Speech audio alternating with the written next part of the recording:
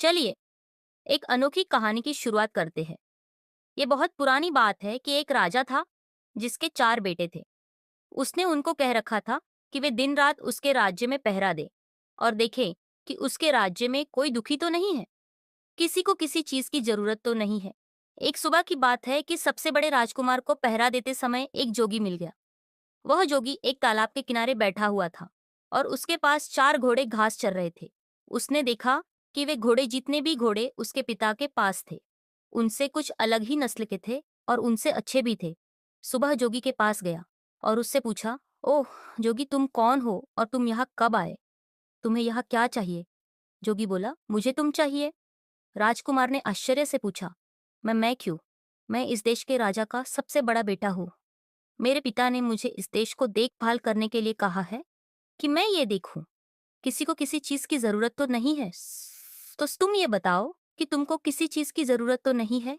जोगी ने फिर वही जवाब दिया, मुझे केवल तुम चाहिए और कुछ नहीं। पर अगर तुम्हें कुछ चाहिए तो तुम मुझे बताओ, मैं तुम्हारे लिए वह ला दूंगा।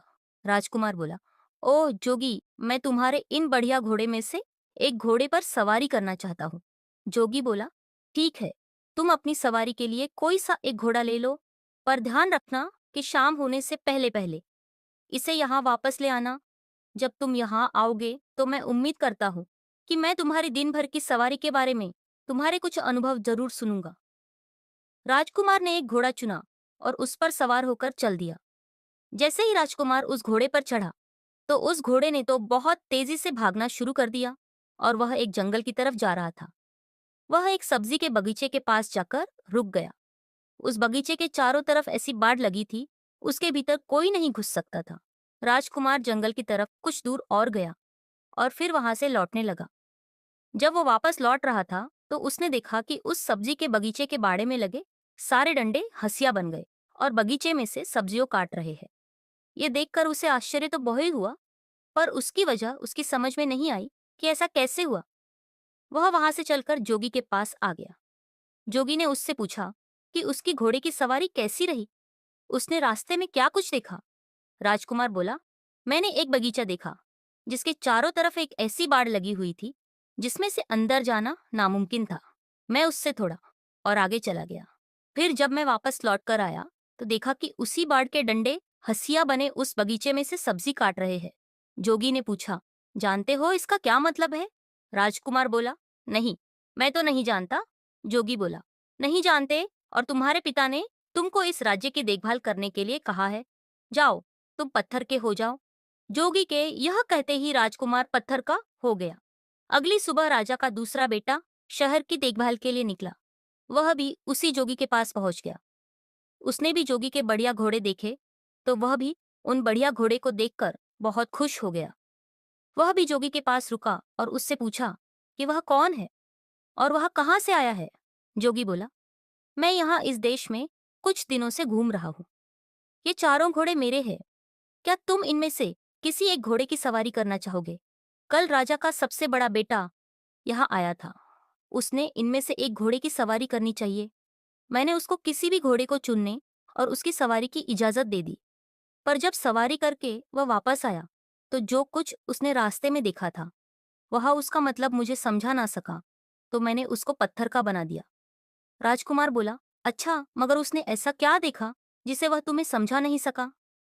तब जोगी ने उसे बताया कि उसने क्या देखा था और ये वायदा किया कि अगर वह इस बात को उसे समझा सका कि वे डंडे हंसियों में क्यों बदल गए थे तो वह उसके भाई को जिंदा कर देगा। राजकुमार बोला, जोगी, तुमने तो ये बहुत ही मुश्किल सवाल पूछ लिया जब मैंने उसे देखा ही नहीं। जिसके बारे में तुम मुझसे पूछ रहे हो तो मैं उसे तुम्हें कैसे समझा सकता हूँ? हाँ, अगर मैं तुम्हारा एक सुंदर घोड़ा ले जाऊं और उसे देखाऊं तो शायद मैं तुम्हें समझा सकूं। जोगी ने उसको इजाजत दे दी और वह एक घोड़ा लेकर वहां से चला गया। वह घोड़ा भी उसको एक जंगल की तरफ ले गया। वहां जाकर उसने देखा कि नई पैदा हुई बच्चियां अपनी माँ को दूध पिला रही है। वह बहुत देर तक इस अजीब घटना को देखता रहा और फिर जोगी के पास लौट आया। जोगी ने पूछा, तुमने रास्ते में क्या देखा? राजकुमार ने उसे बताया कि उसने देखा कि नई पैदा हुई बच्चियां अपनी माँ को दूध पिला रही थी। जोगी ने उससे भी पूछा, क्या तुम बता सकते हो कि इसका क्या मतलब हुआ? राजकुमार बोला, मैं नहीं जानता। जोगी बोला, क्या तुम नहीं जानते? राजकुमार उसके इस सवाल का जवाब नहीं दे पाया, क्योंकि इससे पहले ही वह पत्थर का बन चुका था। तीसरी सुबह तीसरा राजकुमार शहर की देखभाल के लिए निकला। वह भी उसके घोड़े देखकर आश्चर्यचकित रह गया। उसने उससे पूछा कि वो कौन था और उसको इतने सुंदर घोड़े कहाँ से मिले। उसके इन सवालों पर ध्यान न देते हुए जोगी ने उससे उसके पास बैठ जाने के लिए कहा। बातों बातों में उसने पता चला लिया कि ये भी राजकुमार था और अपने दो बड़े भाइयों की खोज में निकला था। उसने उसको बता दिया कि उसके दोनों बड़े भाइयों के साथ क्या हुआ।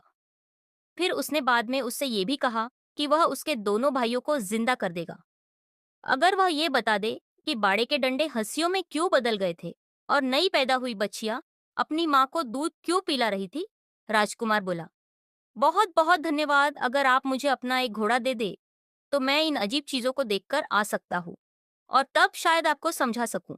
जोगी बोला, हाँ हाँ, क्यों नहीं, तुम इनमें से कोई सा घोड़ा ले लो, मगर ध्यान रखना कि शाम होने से पहले ही यहाँ वापस आ जाना।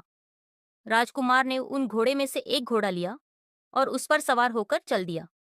वह घोड़ा भी उसको जंगल की तरफ ले गया, जहां उसने देखा कि एक आदमी अपनी पीठ पर लकड़ियां लादे लिए जा रहा है। वह केवल उन्हीं लकड़ियों से संतुष्ट नहीं है जो उसने इकट्ठी कर ली है, बल्कि वह रास्ते में पड़ी और भी लकड़ियां उठता जा रहा है। राजकुमार ने सोचा, इसका क्या मतलब हो सकता है?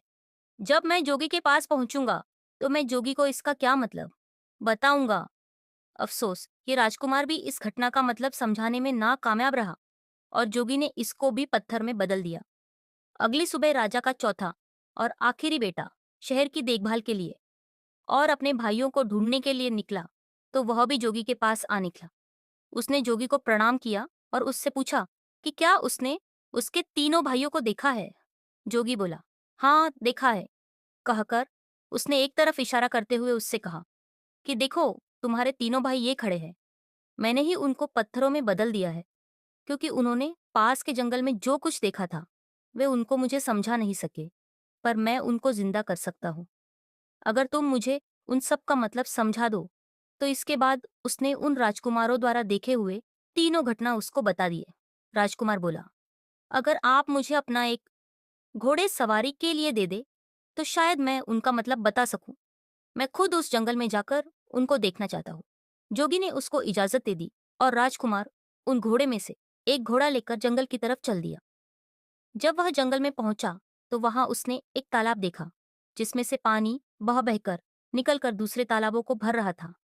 जब वह बड़ा वाला तालाब खाली था, क्योंकि उसका सारा पानी उन छोटे तालाबों को भरने में लग चुका था। शाम को जब वह जोगी के पास लौटा तो जोगी ने उससे भी वही सवाल किया जो उसने उसके तीनों बड़े भाइयों से किया था, कि उसने रास्ते में क्या देखा और उसका क्या मतलब था। ये राजकुमार भी जोगी के इस सवाल का जवाब देने में नाकामयाब रहा, सो जोगी ने इसको भी पत्थर में बदल दिया। जब राजा को पता चला कि कई दिनों से उसके चारों बेटों में से किसी का भी कोई पता नहीं है, तो उसको शक हुआ कि उसके बेटों पर जरूर ही कोई मुसीबत आ पड़ी है।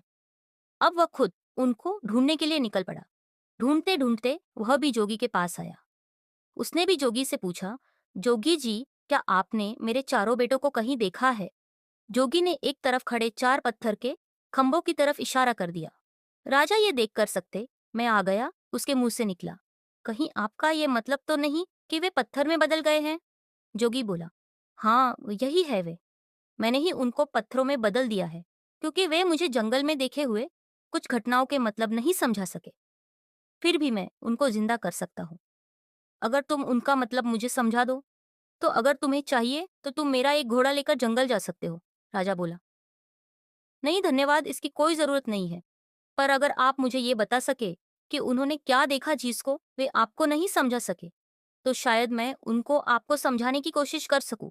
तब जोगी बोला, राजन, तुम्हारे सबसे बड़े बेटे ने जंगल में एक सब्जी का बगीचा देखा जिसके चारों तरफ ऐसी बाढ़ लगी थी जिसको पार कर उसके अंदर जाना नामुमकिन था। पर जब वह वहां से लौटा तो उसने देखा कि उस बाढ़ के डंडे हंसिए बनकर उस बगीचे की सब्जी काट रहे हैं। इसका क्या मतलब है? राजा बोला, ये एक ऐसे आदमी की तस्वीर है जिसके पास कुछ पैसा सुरक्षा के लिए रखा गया हो, और जब उस पैसे का मालिक अपना पैसा उससे वापस मांगने आया हो तो उस आदमी ने उसके पैसे को या तो कहीं छिपा दिया हो या फिर उसे खर्च कर दिया हो, जिससे कि उस पैसे के मालिक को उसका पैसा ना मिल पा रहा हो। जैसे ही राजा ने अपना वाक्य पूरा किया कि उसका बड़ा बेटा उसके सामने खड़ा हो गया। जोगी ने अपना दूसरा सवाल किया, तुम्हारे दूसरे बेटे ने एक नई पैदा हुई बच्चिया को अपनी माँ को दूध पिलाते देखा, इसका क्या मतलब है? राजा बोला। बड़ी अजीब सी बात है कि उसको ये देखकर किसी एक ऐसी स्त्री की याद नहीं आई जो अपनी बेटी की कमाई पर जिंदा रहती हो। राजा बोला, ये इस बात को बताता है कि कुछ लोग ऐसे होते हैं जो उनके पास जो कुछ भी होता है वे उससे संतुष्ट नहीं होते। उनको हमेशा ही और ज्यादा की इच्छा बनी रहती है। जैसे ही राजा ने ये शब्द बोले कि उसका तीसरा बेटा भी जिंदा होकर उसके सामने आ खड़ा हुआ। अब जोगी ने अपना चौथा और आखिरी सवाल पूछा, राजन, तुम्हारे सबसे छोटे बेटे ने जंगल में एक तालाब देखा जिसने 6 दूसरे तालाबों को पानी देने के लिए अपने आप को खाली कर दिया। इसका क्या मतलब है? जोगी जी, वह बड़ा तालाब दुनिया के उन आदमियों के समान है जो दूसरों को देने के लिए अपना सब कुछ खर्च कर देते हैं, पर बदले में उन्हें क्या मिलता है? कुछ भी नहीं। जैसे ही राजा ये बोला, उसका चौथा बेटा भी जिंदा होकर उसके सामने आ खड़ा हुआ। राजा और उसके चारों बेटे खुशी खुशी अपने महल वापस लौट आए। कुछ समय बाद ही राजा ने अपनी गद्दी छोड़कर अपना राज्य अपने बच्चों को दे दिया और वह खुश जंगल में शांति से रहने चला गया।